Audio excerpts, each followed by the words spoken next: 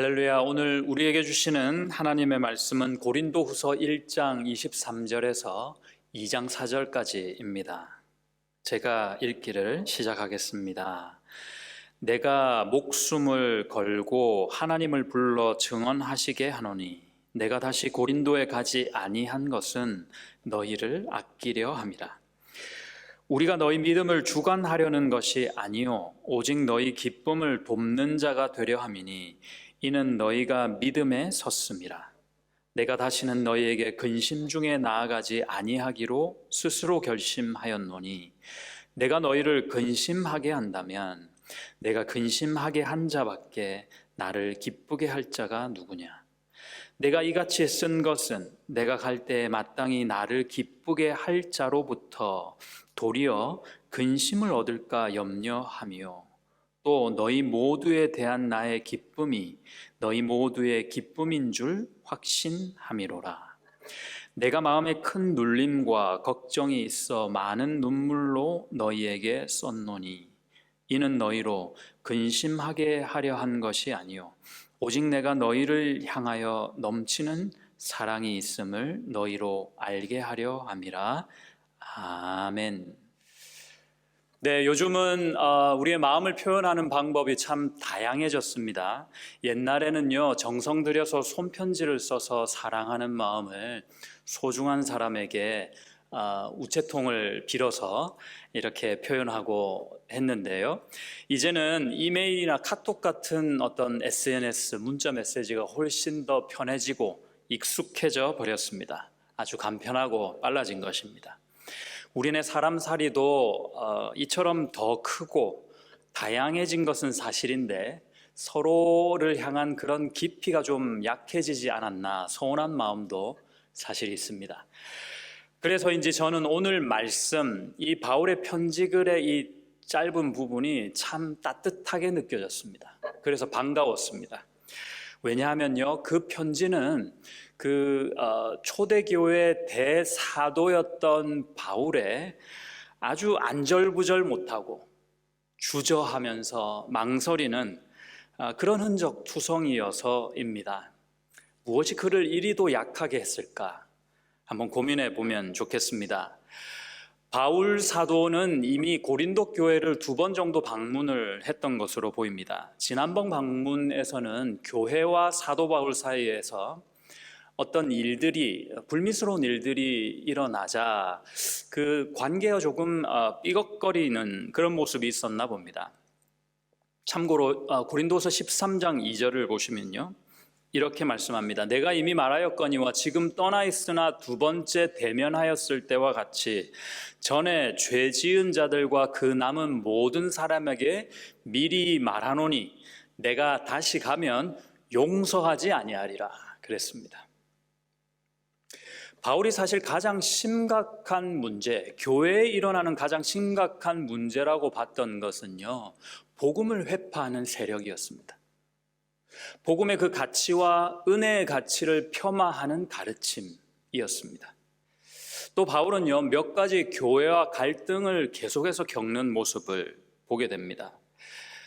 그 이유가 먼저 사도권을 항상 도전받았었습니다.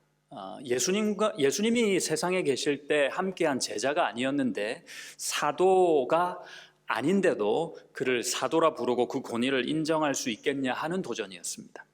또 이 사람을 가만 보니까 교회에서 사례를 받지 않는데 이 사람은 무엇으로 살고 있는가, 뭘 먹고 사나 이런 의심을 받기도 했습니다. 또요, 끊임없이 비교를 당한 사람이었습니다. 예를 들면은 논리력이 뛰어나고 박식하고 그리고 말을 잘하는 아볼로, 그리고 예수님을 항상 따라다녔던 그 옆을 지켰던 베드로, 이런 사람들과 항상 비교를 당하기도 했습니다. 그리고 오늘 본문에 나타난 오해는 지난번에 온다고 약속을 했는데 왜 고린도 교회인 우리를 바울 사도는 방문하지 않는가? 왜 이렇게 지연되는가? 약속을 왜 안 지키는가? 혹시 우리를 저버린 것은 아닌가 하는 오해를 샀던 것입니다. 여러분, 우리도 살아가면서 오해를 받을 때가 있죠. 내가 아끼는 사람들에게 받는 오해만큼 견디기 힘든 일이 세상에 있을까 싶을 정도입니다. 그럴 때면은 감정이 앞서게 됩니다. 화가 나는 것이 당연합니다. 그런 오해들에 대해서 바울의 진심을 다한 변명이 바로 오늘 이 본문입니다. 23절을 보시면 내가 내 목숨을 걸고 하나님을 불러 증언하시게 하노니 내가 다시 고린도에 가지 아니한 것은 너희를 아끼려 함이라. 내가 맹세코 너희에게 가지 못한 것은 너희를 저버려서가 아니다. 오히려 내가 너희를 아끼는 마음 때문이다 라고 바울은 역설하고 있습니다. 그리고 너희를 근심하게 하고 싶지 않고 도리어 너희에게 기쁨을 주고 싶고 너희가 기뻐할 수 있도록 도움을 주는 존재로서 나는 그 역할을 다하고 싶다 하는 내용이 24절입니다. 24절을 보십시오. 우리가 너희 믿음을 주관하려는 것이 아니요 오직 너희 기쁨을 돕는 자가 되려 함이니 이는 너희가 믿음에 섰음이라. 여러분, 제가 우리 교회 자녀들을 딱 볼 때 첫인상이 참 특별했습니다. 왜냐하니까 다른 지역이나 나라의 우리 학생들, 아이들보다도 참 밝고 착하다는 느낌을 받았었습니다. 왜 그럴까 하고 유심히 관심 어리게 그 중에 몇몇을 가만히 지켜 관찰해 봤더니 그 부모님들에게 공통점이 있었습니다. 부모님들이요, 아이들을 대할 때 친구로 대해 주시더라고요. 참 복되다 싶었어요. 그러니까 위에서 누르지 않고 옆에서 밀어주고 계시더라는 거죠. 저는 그것을 볼 수 있었습니다. 남편과 아내가 친구가 되고 부모와 자식이 친구고 형제들끼리 위에 있는 친구 사이가 되는 그런 가정, 친구 가족, 그런 화목한 가정이 되시기를 예수님의 이름으로 축복드립니다. 네, 같은 의미에서 바울도요, 그들을 주관하려 하지 않고 옆에서 돕는 자이고 싶다 이렇게 고백하고 있습니다. 글쎄요, 바울이 이런 사람이었던가 싶을 정도로 지금 자세를 아주 낮추고 있는 모습입니다. 바울이 왜 그렇게 했다고요? 부모가 자식에게 친구이고 싶은 마음을 생각하면은 답은 금방 나오죠. 아끼는 마음 때문이다 했습니다. 아끼는 마음.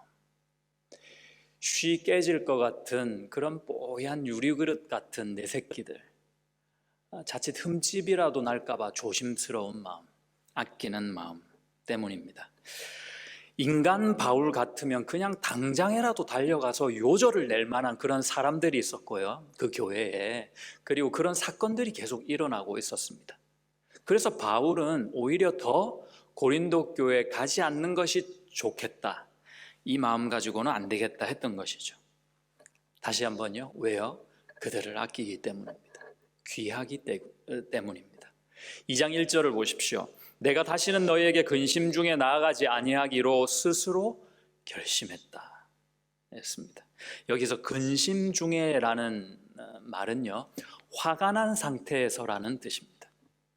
감정이 막 북받아서 화가 난 상태에서는 가도 큰 덕이 되지 않겠다 생각해서 가지 않겠다라고 결심했다 하는 말이죠. 제 선배 중에 한 분이 아주 시원시원하게 말하는 분이 있습니다. 나쁘게 말하면 후배들이 뭐 잘못하게 하면 바로 그냥 돌직구가 나오는 그런 선배가 있었습니다. 그런데 이 선배가요, 정말 화가 나는 상황에서는 어떻게 하는지 아십니까? 말을 안 합니다. 한마디도 안 합니다. 개인적으로 이 선배가 저에게 털어놓기를 왜 그럴 때 말을 안 하느냐, 후배들에게 감정 때문에 말 실수를 할까봐, 진짜 상처를 주면 안 되기 때문이라고 털어놓은 적이 있습니다. 저는요, 신앙인이기 이전에 참 훌륭한 사람이구나 생각이 되었습니다. 누군가의 관계에서요, 다 좋을 수는 없죠.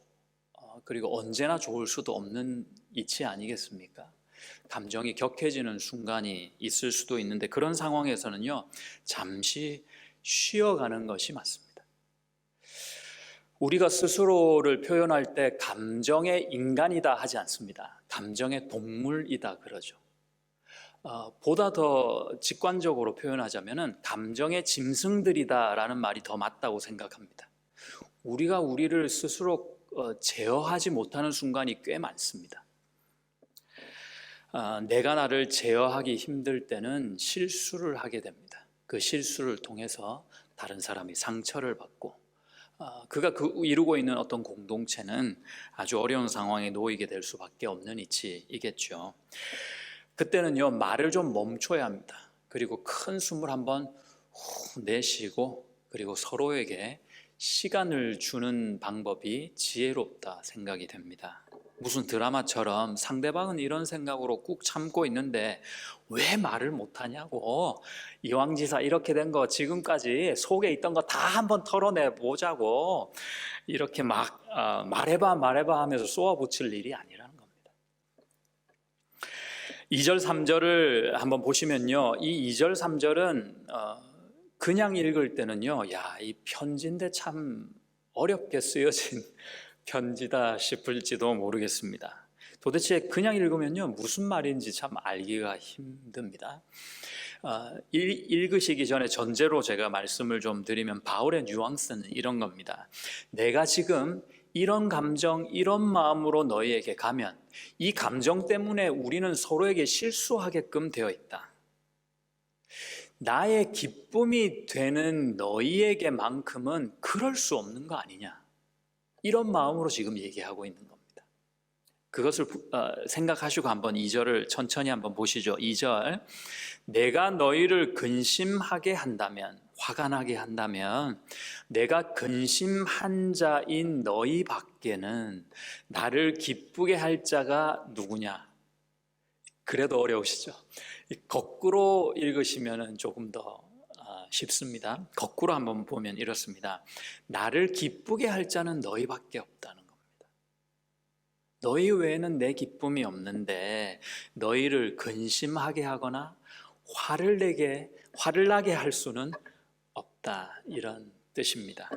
3절에서 조금 더 설명되면서 분명해지는데요. 자, 3절을 보십시오. 내가 이같이 쓴 것은, 그러니까 세 번째 너희를 방문하기 전에 편지로 미리 너희에게 적어서 보내는 이유는 내가 갈 때에 마땅히 나를 기쁘게 할 자로부터 도리어 근심을 얻을까 염려하며, 이 말은요, 나의 이런 생각을 미리 알고 서로 다투지 않았으면 하는 마음이 있다는 겁니다. 가서 얼굴 봤는데 서로 근심하게 하고 이럴까봐 염려가 된다, 이런 뜻입니다. 그 다음 보시면, 또 너희 모두에 대한 나의 기쁨이 너희 모두의 기쁨인 줄 확신함이로라. 아멘. 우리가 서로를 보며 서로를 향해서 기뻐하는 것이 주 안에서 마땅한 것 아니겠느냐, 이런 뜻입니다. 마지막 4절도 보십시오. 내가 마음에 큰 눌림과 걱정이 있어 많은 눈물로 너희에게 썼노니 이는 너희로 근심하게 하려 한 것이 아니요 오직 내가 너희를 향하여 넘치는 사랑이 있음을 너희로 알게 하려 함이라. 이 편지의 재료는 내 감정의 분노가 아니다, 눈물이다. 너희를 향한 사랑의 눈물이다, 이렇게 말하고 있습니다. 바울은 이렇게 사랑하는 그들, 사랑하는 이를 위해서 무릎을 꿇을 줄 아는 남자였습니다. 멋진 남자죠. 예수님은 나를 위해, 우리 모두를 위해 무릎을 꿇으셨습니다. 그 무릎을 꿇은 대가는 십자가에서 죽으시는 것이었죠.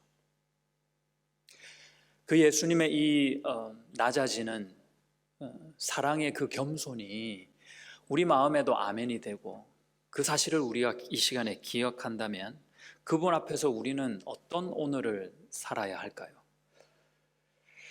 우리가 순간순간 잘못할 때 주님이 꾹 참아주시는 것을 여러분 아십니까?